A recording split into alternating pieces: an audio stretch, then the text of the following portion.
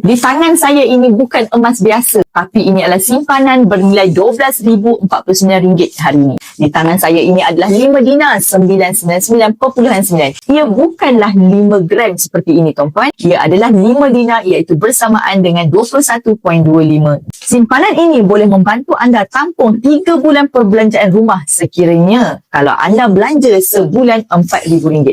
5 dinar yang sama juga boleh membayar kos flight dan hotel untuk satu orang melancong pergi ke Eropah. Dan 5 dinar ini juga boleh menjadi backup cash bila kita perlu tuan-puan. 5 dinar ini boleh dipajak dan boleh dijual semula untuk dapatkan cash. Ada 2 cara untuk kita dapatkan 5 dinar ini tuan-puan. Yang pertama, bayar penuh terus jika anda ada simpanan bernilai lebih RM12,000 dan ke atas. Dan cara yang kedua adalah kumpul sedikit-sedikit dalam akaun Gold Accumulation Program GAP Public Gold.